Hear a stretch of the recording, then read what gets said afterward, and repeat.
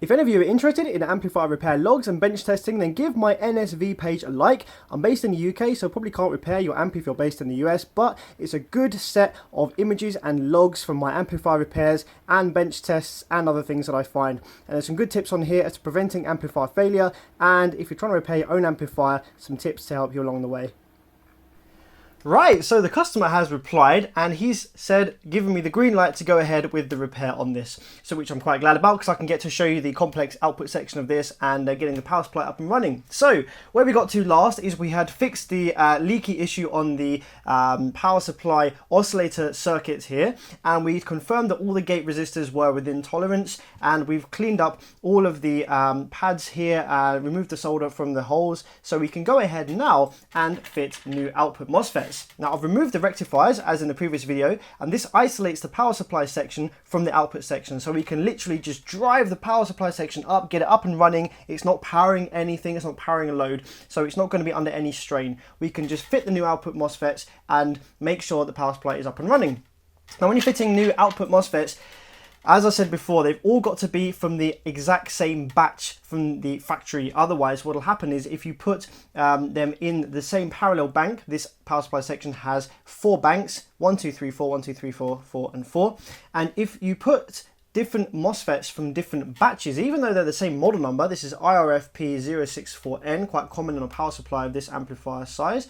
What will happen is the different batches will have different specifications and they'll try and power each other and they'll just heat up and the amplifier will likely fail. So always make sure you get your MOSFETs from a reputable shop that's got proper legit MOSFETs, no fakes, because there's all sorts of fakes flying around from China and Hong Kong. And make sure they're all from the same batch. Sometimes they will be cheeky and they'll actually send you different batches, but we've got all the same here. So I'm just going to go ahead and load these up and we're going to power the power supply section up and make sure it's working smoothly as intended. I could actually just take a piece of rag and get some 99% isopropyl alcohol just to make it look a little bit nicer, but I'm just trying to speed this up for you guys. Don't want to be doing some crazy 2-hour-long videos. A little bit nicer, we can see more what we're working with here. And so you can see the parts of the pads from the solar pads here have been damaged from the heat, but luckily these ones actually are powered from the underside of the board and the top is there just to secure it in place. So we'll be lucky enough to get away with leaving that as be. So now we've soldered all the power supply MOSFETs in place, we just want to go through and check for solder bridges, and we just want to put the multimeter on beep setting and just check between all the pins here, and we get a beep there where the capacitor is discharged and then it starts charging, so that's good. So we know we haven't got a short between the power and ground pins. Okay, we're all looking good. So now we can go ahead and fire the power supply up fully and just make sure that all of the MOSFETs are working together in parallel unison. So now we're going to power it up, and you can see that I've got the green light on the power supply. I set this to 9 volts just as a lower voltage to keep things nice and safe and easy and to let the amplifier turn on quicker. And I just want to double check that we've got 9 volts sitting on all of these MOSFET center pins, which is the back as well. So we can just check each of those on the scope here and make sure that they are all receiving 9 volts from the board, because sometimes the traces break, and I've checked this a moment ago and they are all fine. So now we're going to go ahead and apply the remote and check that we have a square wave on all of these and none of them are heating up when not driving a load. So scope's on the center pin and we can see we've got 9 volts there. I'm just going to go ahead and apply the remote from the power supply and let's see what we have on the MOSFET. There we go. We've got a nice clean looking square wave and the amplifier clicks into operation. Let's just do that again. Let's zoom in a little bit on the screen here. So you can see how the amplifier builds the square wave. It starts off as not full duty cycle, which means that the amplifier just has a regulated power supply. And you can see that it goes to full duty cycle and amplifier comes on. So we're going to leave that on for, oh, my remote here's coming out. I'm just going to leave that on for a minute or so, and I'm just going to go around and check that none of these are heating up, because if they're all parallel perfectly and they're all working together, none of them will be fighting each other and they'll all stay stone cold. They will literally not even get lukewarm because the power supply section is not driving anything on the output section. The regulators are removed. So yep, we're looking good, and they're staying absolutely stone cold. And so you can see there we've got the nice big square wave of alternating current, and this is driving the transformers here. And we can check that the transformers are working okay and that we've got the correct voltage going to the rectifiers by just removing the probe here. I'll probably need to turn my scope up a little bit for higher voltage. And if we pop this on, here we go. So now we've turned the 12 volts of, or 9 volts of the low AC. After the transformer, we put it onto the rectifier pins, and we see we have a great big square wave there. And if I just adjust my scope, it'll tell me we've got 72 volts worth of AC voltage there that's going to be rectified by the rectifier. So we've got that there, that's correct. Let's check that one. Yep, that's looking good. 1, 2, 3, 4. And let's check the other side. 1, 2, 3, 4. Perfect. So all the traces are intact and the rectifiers are being fed correctly with their high voltage AC from the transformers. So this power supply is up and running perfectly. So now what we can do is we know for a fact that the power supply is very, very happy and it's not heating up and it is stable. So we can now refit the rectifiers and start give power to the output section, knowing that the power supply is not the issue. If we find any problems with the amplifier, we know that the power supply is okay. So we can go ahead and fit these back in now and start working on the output. So we obviously need some new FETs for our amplifier. Now, these are the original FETs that came with it, FDA38N30. Now, the problem with this is that they're not made anymore. They're obsolete. And you can find them on eBay for an extortionate price of £4 to £6 up to £12 per FET. And ain't nobody got time to be paying for that. There's ones from China that you can get which are cheaper, however, they take forever to come and you don't know how legit they are. They could just be fakes. So that's not exactly ideal. What the hell are we going to do if we need to buy new FETs for the amplifier that aren't available anymore? Well, what we do is we look for an equivalent FET that will work in the same circuit. And to do that, we need to know some of the specs of this FET to go around looking for a replacement. So the basic specifications of the FET are up here at the top of the datasheet. We have 300 volts before the FET will explode. We have 38 amps we can draw from the FET as an absolute maximum, and we have 85 milliohm worth of resistance between the drain and the source pin. Okay, so that's your basic specs. There are some other stuff that we need to look at to determine how well this FET will work in our drive circuit.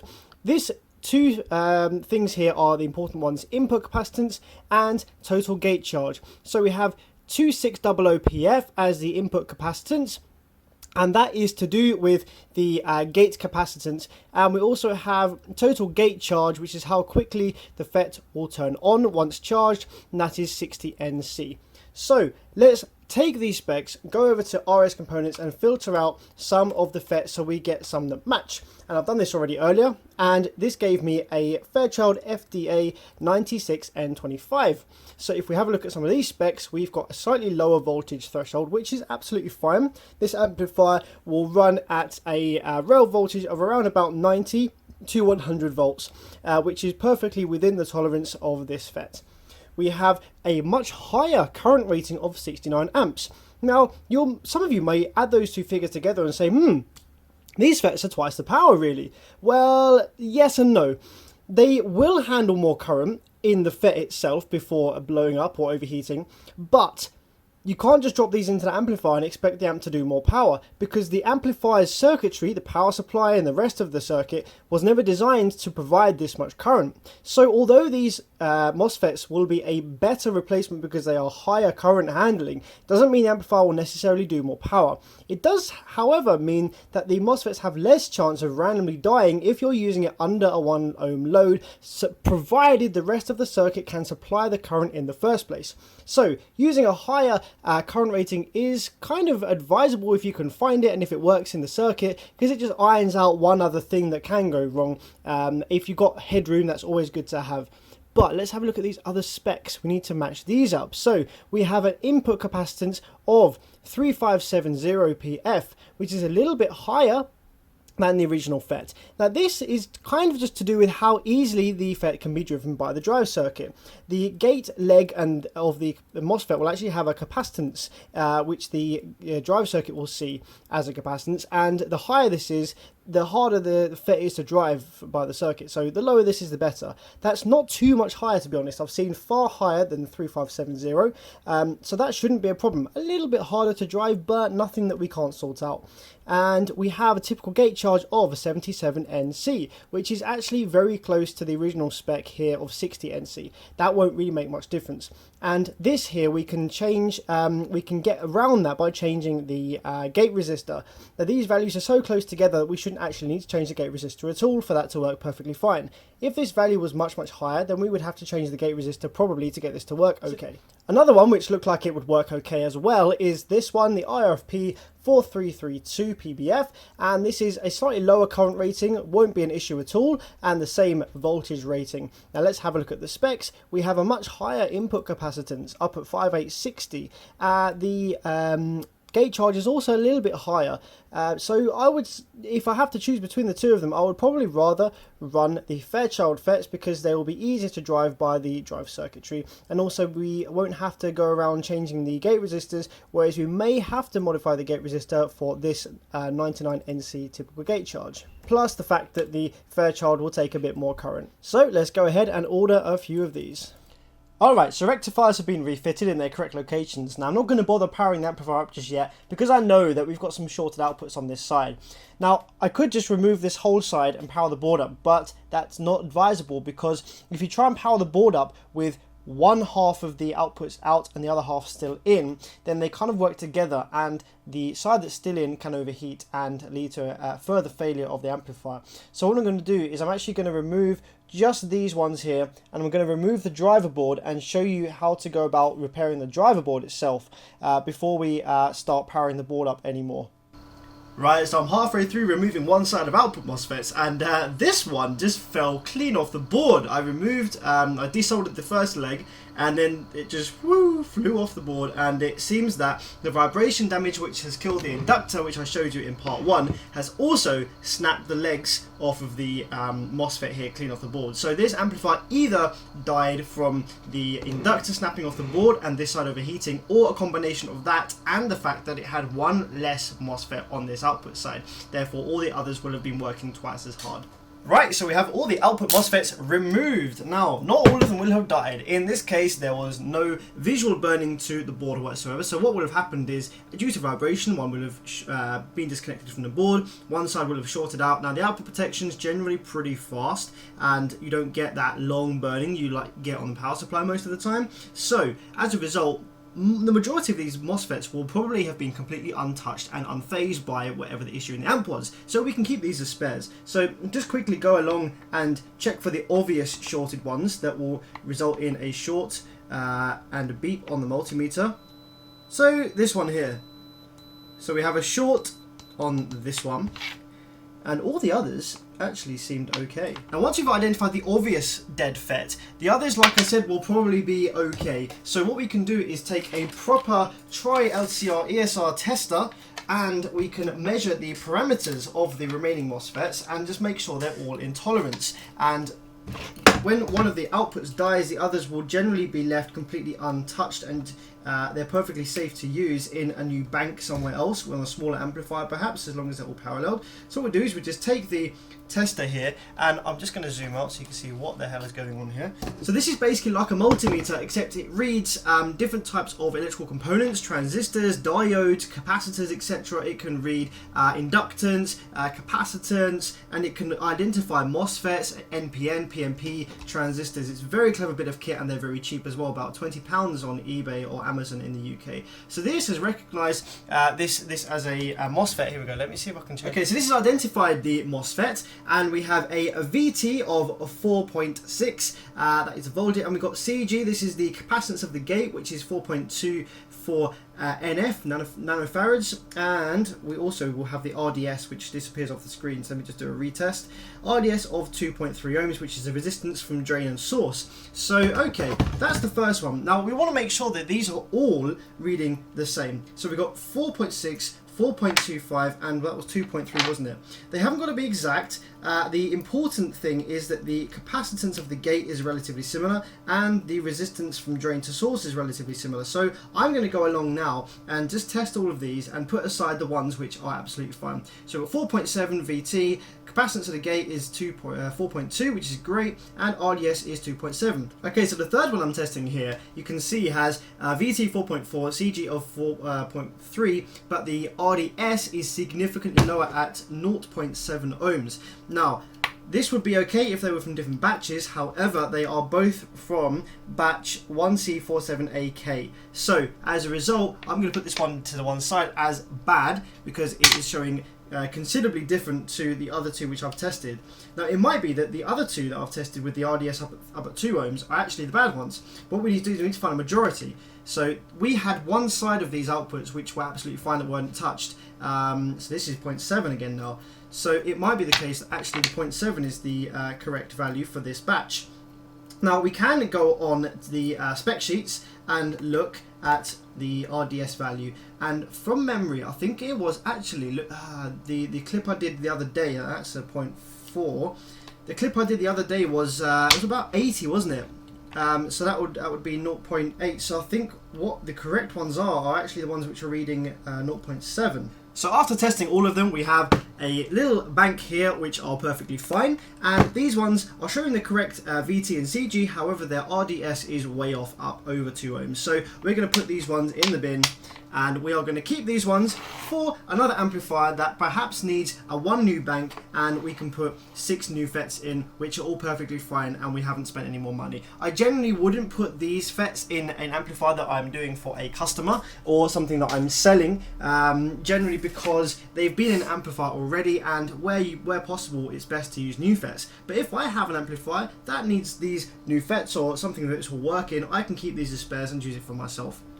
Now, the next thing I like to do once I've removed the output MOSFETs is go around and check the drivers, and there are a few ways which we can do this. The initial test that I want to do just for the camera here is to go around and check the driver by measuring the gate with the ground on my multimeter here and the output ground with the positive, and this will generally give you a rough idea as to the condition of the driver.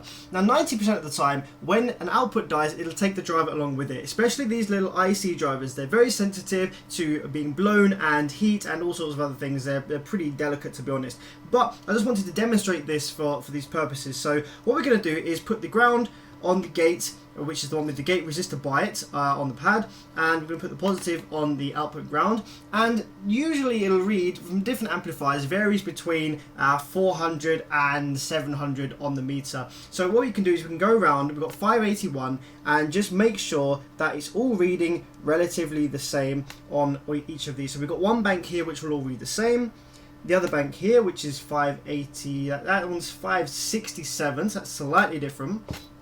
I think that was the good side, so we've got a slight difference there. The IC will have 2 drives, one on each side, so one chip will have 2 banks which it can drive. And let's do the other side. We've got 580, and on the other bank we have 560. So that's actually the same. So we might actually have a very lucky situation here where the drivers are okay. The next thing we can do to be absolutely certain that the driver is not damaged in this amplifier is we can actually power the board up with the output MOSFETs removed.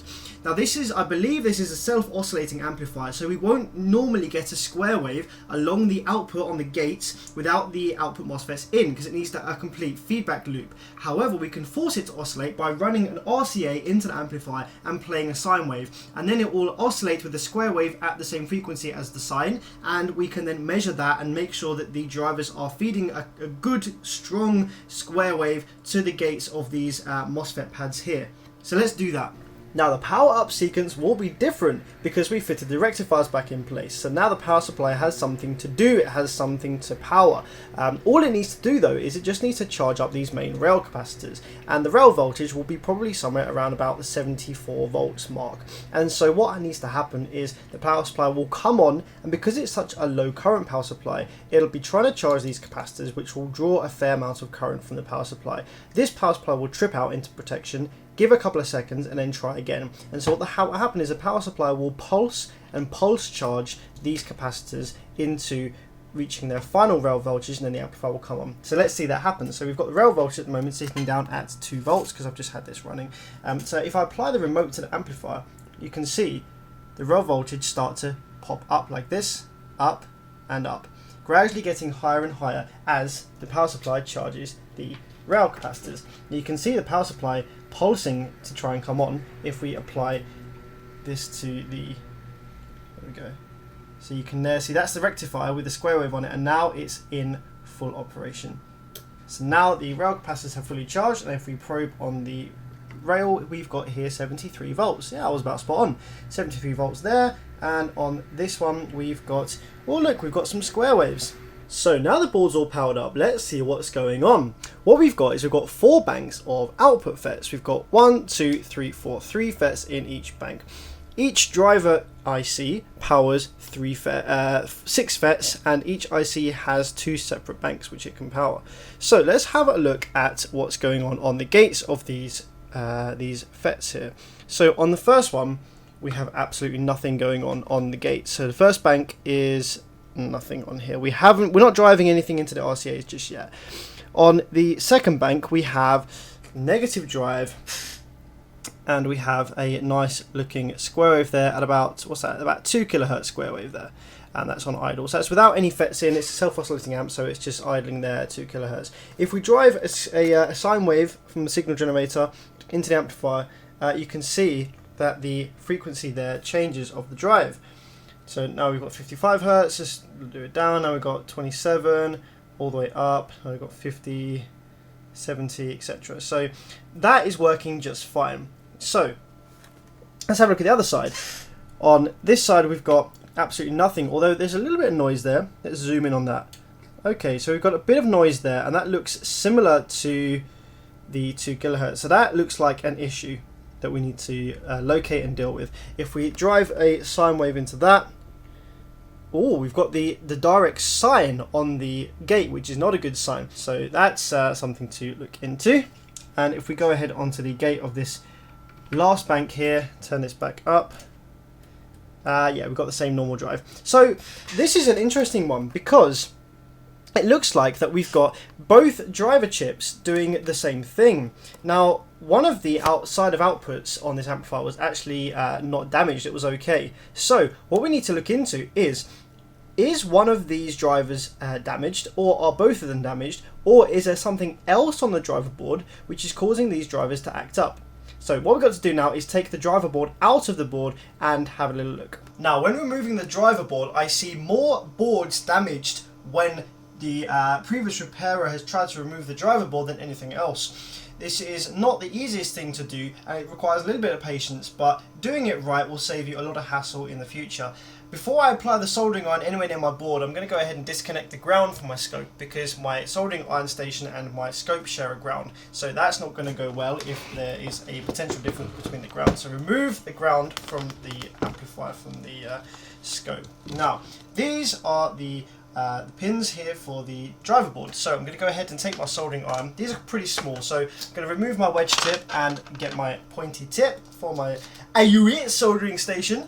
So I'm just applying some fresh solder to the top of the old solder. It merges together and then it becomes much easier to pull out with the solder sucker. I should mention that before doing any of this, I made sure that the amplifier's rail capacitors had fully discharged, because the last thing you want is when you apply your soldering iron between 2 of these pins, it shorts them out, and then suddenly you're sending 74 volts to the audio input pin, which is going to kill the board even further. So always make sure the rail capacitors are discharged. You can either sit around and wait for the onboard resistors to do their job, or you can take a lower ohm resistor and just get it shorted out across the resistor to bring the rail capacitors down to 0 volts. So now we've got fresh solder on all these pins, we can go ahead and use a solder sucker and just suck all the solder from the holes. Now this works really well, to be honest. Just apply the heat there, solder sucker on top, suck it out, and there's no solder left in this hole. Once all of that is out, we can go along and just push the pins away from the edges to dislodge it from the edge solder, and just wiggle it whilst we're doing it gently, and then you'll find that all the pins will then become loose in the hole, and you can just pull the board straight out very, very easily. There we go, sucked all the solder from the holes. So now we just take the soldering iron tip and just push each pin away from the edge, and you can hear it click as it comes dislodged, and then just give the board a wiggle just a gentle wiggle, and you can see each of these pins move gently back and forward, and that means that they're all dislodged from the edge, so that'll be easy to pull out. So now we go ahead and do the next one, 6, 7, and there we go. Now the board is extremely wobbly in the holes because all the solder has been dislodged from the pins and it's been sucked out. So if we turn the board over like so, and we will just be able to very carefully pull this out. There we go. Driver board is out and there are no pulled wires. This is perfect. Okay, so now we've got the driver board out, it's not a bad idea to just turn the board on again and make sure there's nothing funny going on any of the gates with the driver board out. There shouldn't be anything on any of these gate pads, and we should have good, nice, strong rail voltage on all of the source pads. So let's just go ahead and let the amplifier fire up here. Okay, here we go. So yeah, nice strong rail voltage on the high side and the low side here, correct. And let's just check the gates. We have nothing on any of these gates, which is correct. And we have the low side drive on that gate, which is perfect. Now let's check these ones over here. We have got low side, perfect, low side, that's good. And on this one here, we've still got that sine wave that we had before we removed the driver board. So this goes to show that this sine wave here is not as a result of the driver board leaking through the audio input through the driver. What that is, I think, is because we haven't got this inductor. There's some resistors here which basically take the audio input there and it sends it through this resistor here.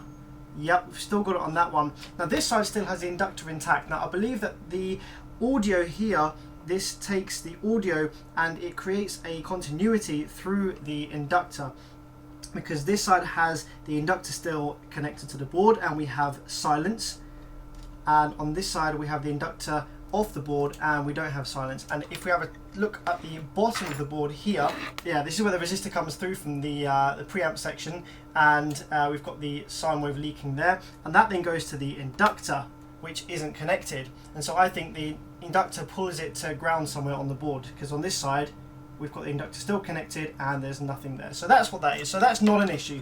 So that sine wave that we can see on there is just as a result of the inductor not being connected. So that's fine. I'm happy with how the board is reacting just now, so we can go ahead and start on the driver board.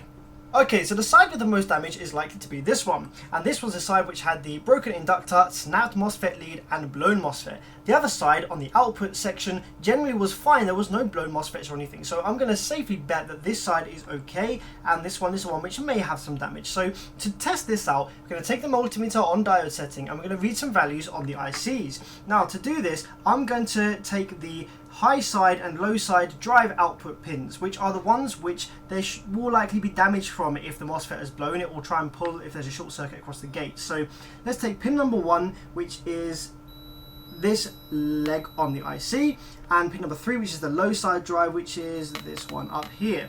So what I'm going to do is actually measure between the two, the high and the low side drive, and we have 13.67 on that one. Let's compare that to this other side. Now to compare that, we need to find, it should be a complete mirror image. Yeah, so let's measure that now. That's pretty much the same, in fact.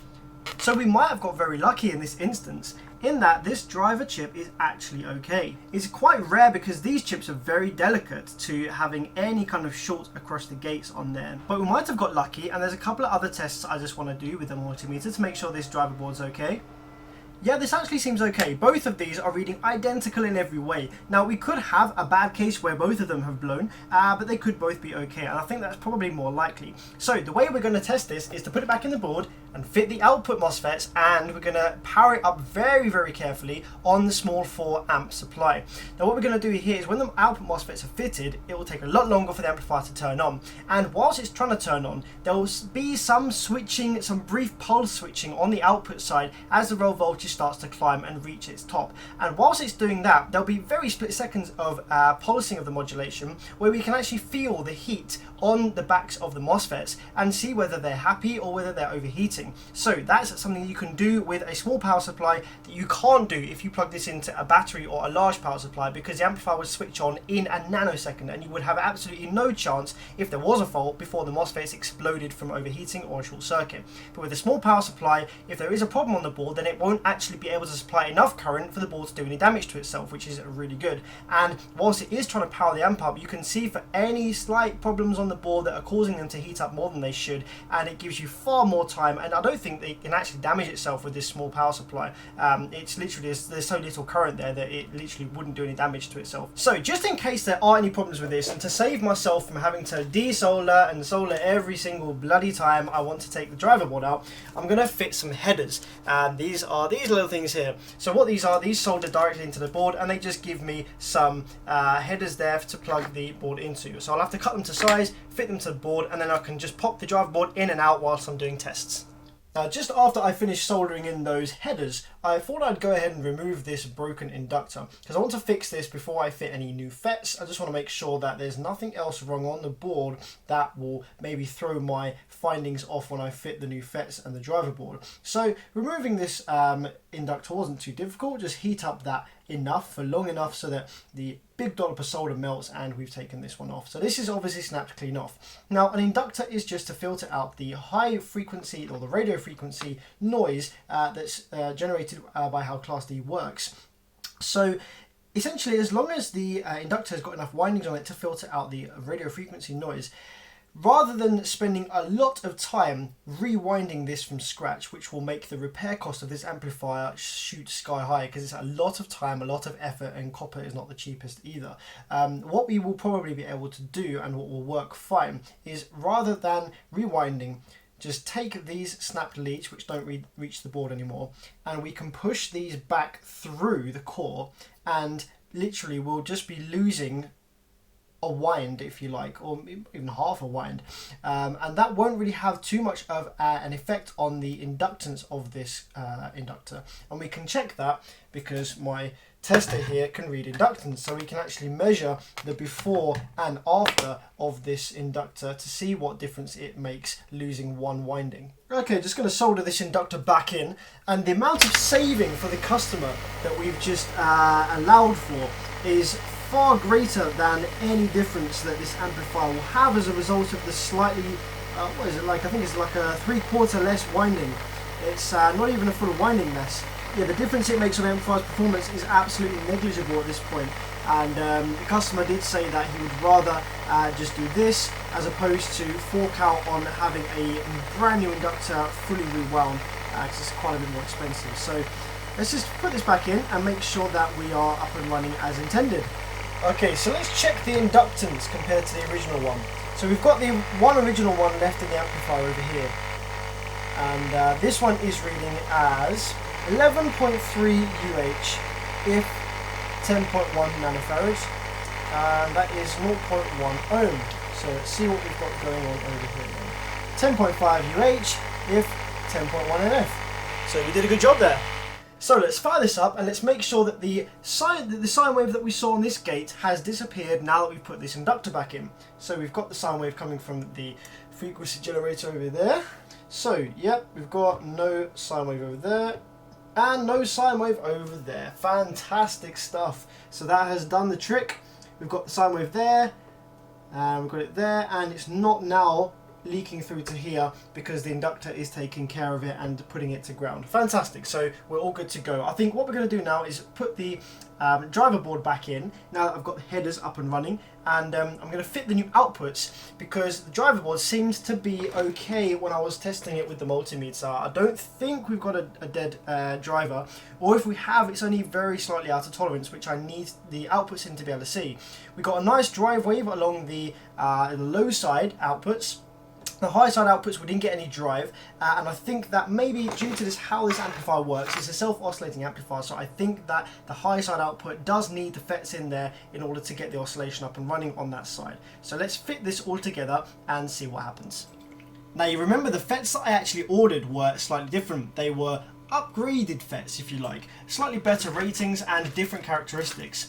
Because I'm not too sure if the driver board is working fully, what I'm going to do is actually fit 4 of the original FETs back in place so that I can check the drive to all the FETs here and check that they're not heating up, because that will then put out of the equation the driver board as being an issue. If I fit the new FETs and they're getting warm when there's a switching frequency through them, that could be one of two things. That could be that I need to modify some of the resistors on the board to account for the new FETs, the different characteristics, or the driver board is faulty. So I won't know which is which with the new FETs directly fitted in. So what I want to do is I want to get the amplifier back into how it was working originally before upgrading the FETs. And to do that, all I have to do is we have 4 banks of outputs here.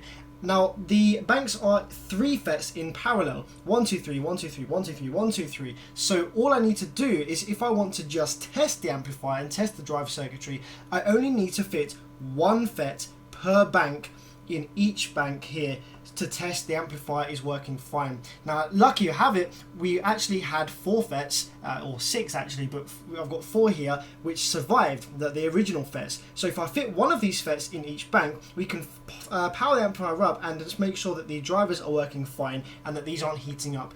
Only then, when the amplifier is happy with these FETs, original FETs in place, can I then go ahead and fit the new ones and see if we can get them working well.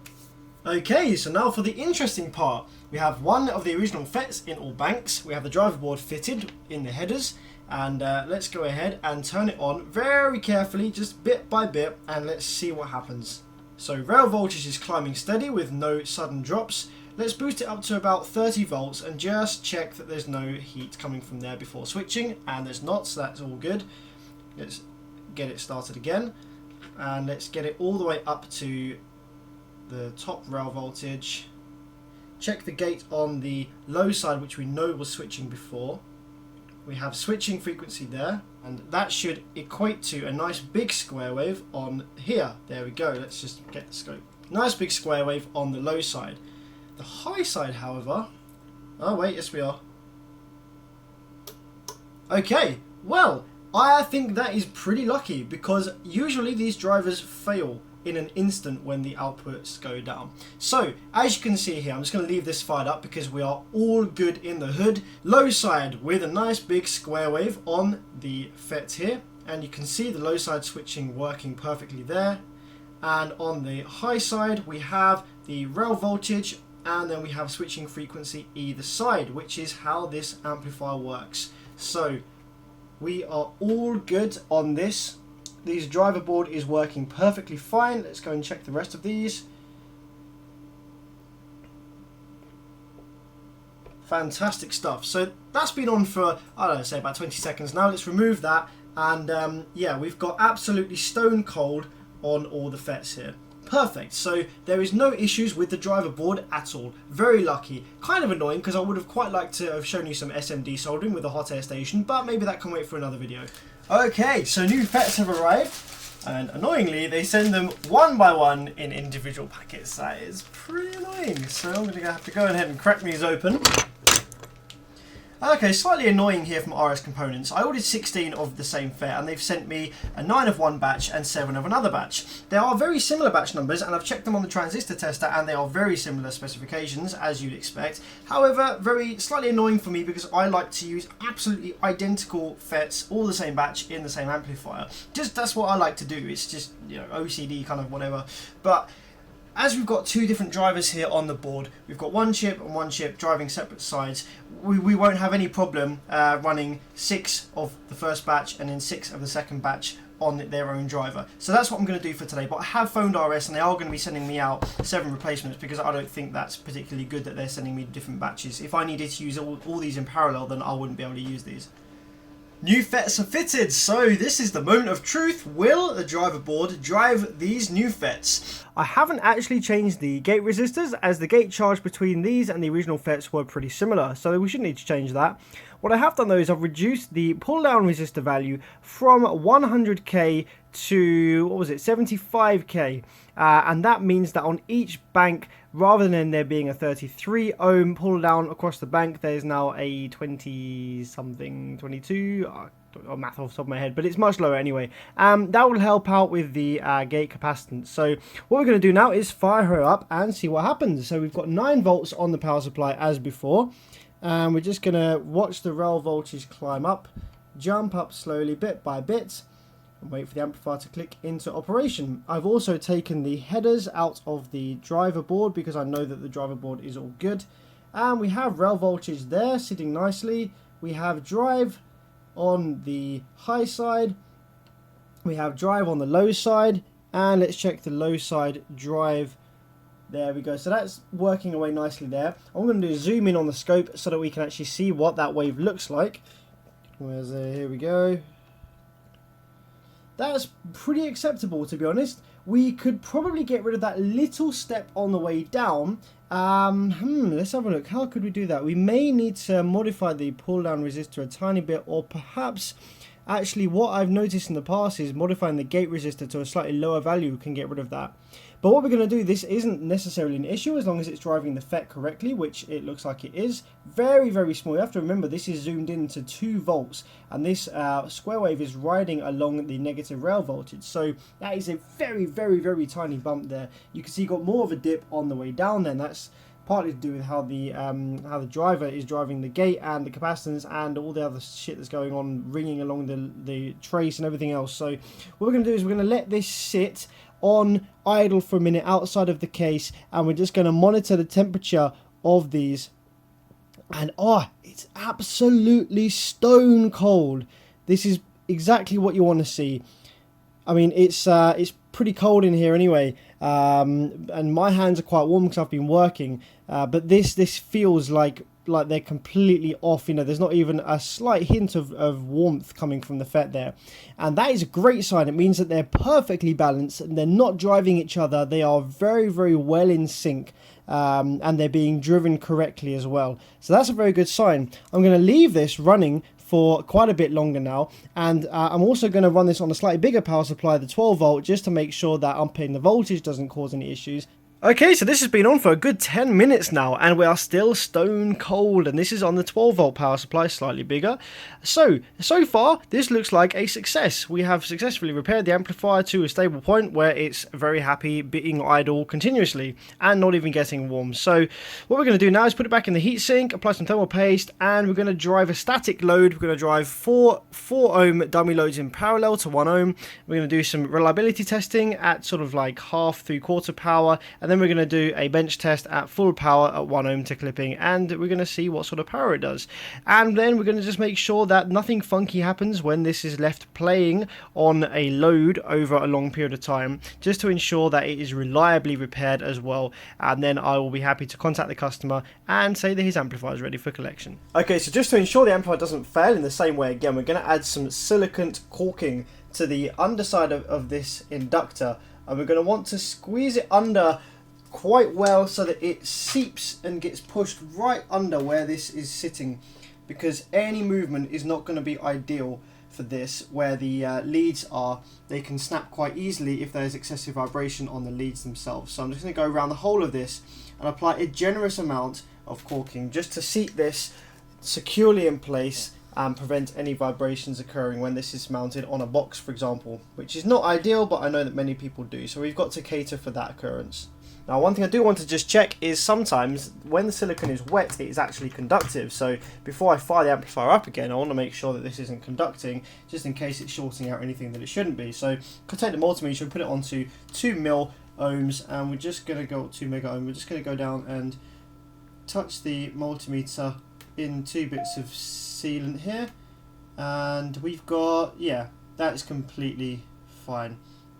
That's not making any connection whatsoever. We've got a bit of silicone on the tips here, so we can just touch them together. Okay, so when the silicone's touching, there's nothing, but when we touch the metal, then there's a reading. So yeah, that's absolutely fine. This is an insulator when it's wet as well, so we can go ahead and fire this up whilst it's still wet, no problems.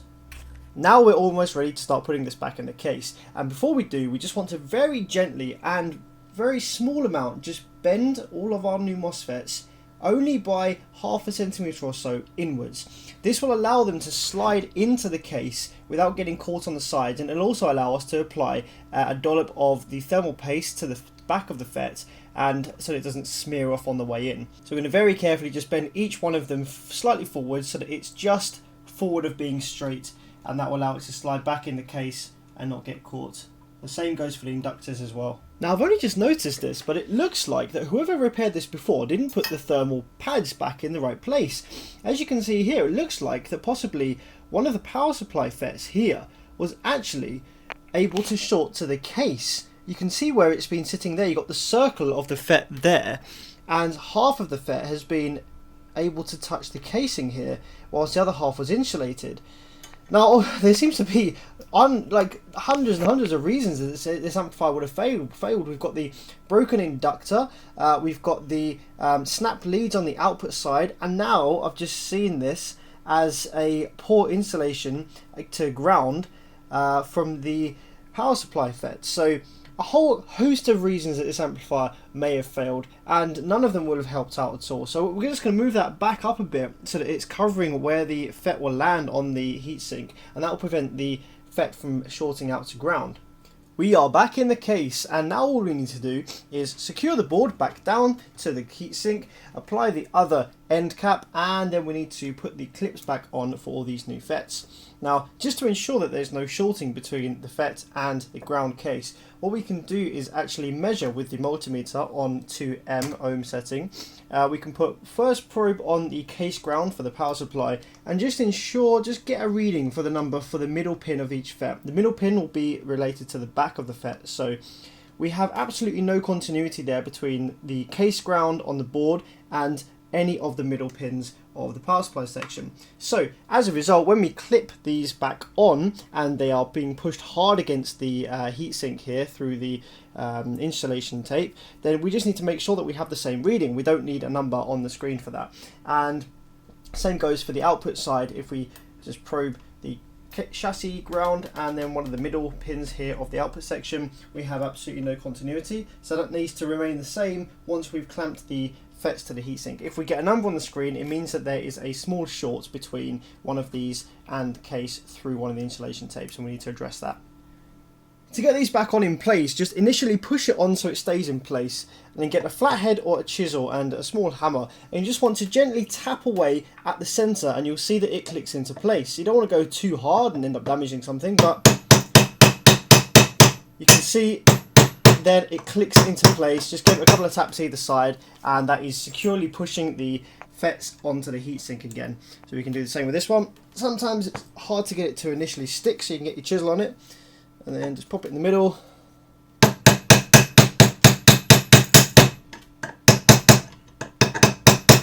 There we go. Right, I'm just going to fire her up on the small power supply once more to check that nothing's shorted out as I was applying the clips there.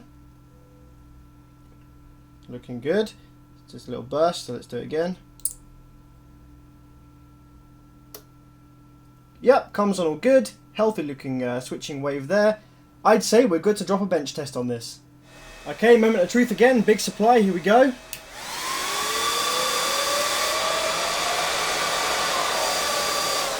Amps come on happily, that's a good sign. So now we just need to go ahead and take the screwdriver on the gain,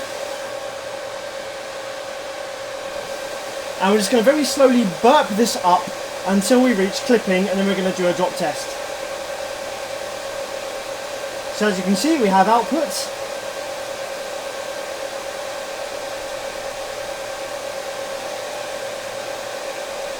Okay, so that there you saw was the clip point. So let's go and zoom in on that. So let's go up a tiny bit more. There we go. That there is our clip point. You see that?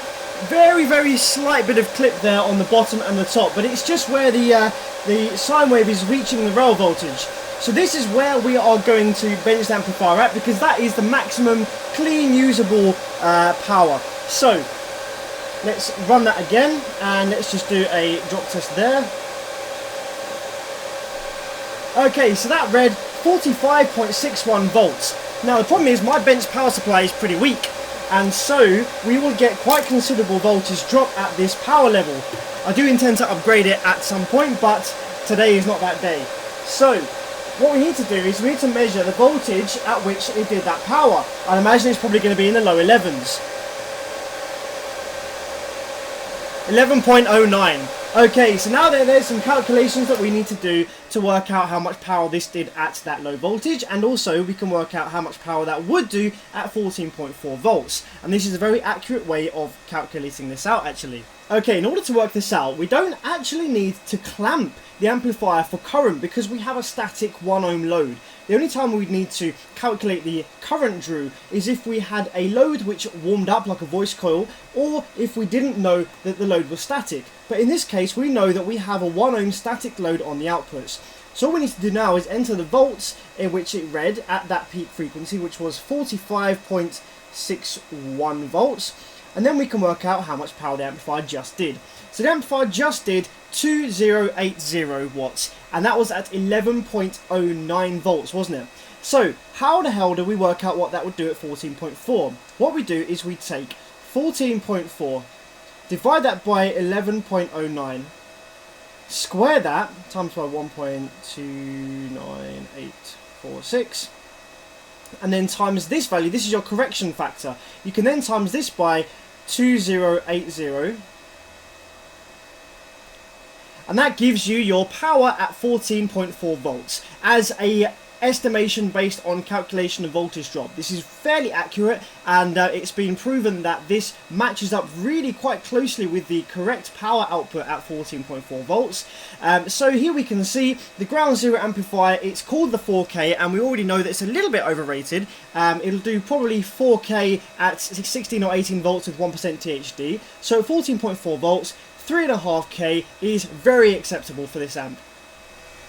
Okay, fantastic stuff. So we did the bench test successfully. Now what I'm going to do off camera is I'm going to run my 45-minute stress test and reliability test on the amplifier to ensure that we can play this at high levels, ongoing for long periods of time without the amplifier failing. So I'm going to go ahead and do that because nobody ain't going to want to sit on YouTube and watch an amplifier do 45 minutes of stress test. And once it's passed that test, I'm going to contact the customer and say that his amplifier is ready for collection. I hope you've enjoyed this little two-part video series. I really appreciate any comments from you guys who are perhaps more experienced than me, giving me little tips here and there. I've only been doing amp repair for just over a year now, and no matter how experienced you are, generally every amplifier you repair gives you a tiny little bit more knowledge or a little bit more experience as to a certain issue with a certain type of board, or a little bit more knowledge and experience with amplifiers. So every time you repair, your knowledge is growing and your experience is growing, and it'll allow you to repair amplifiers in the future more efficiently and at higher quality.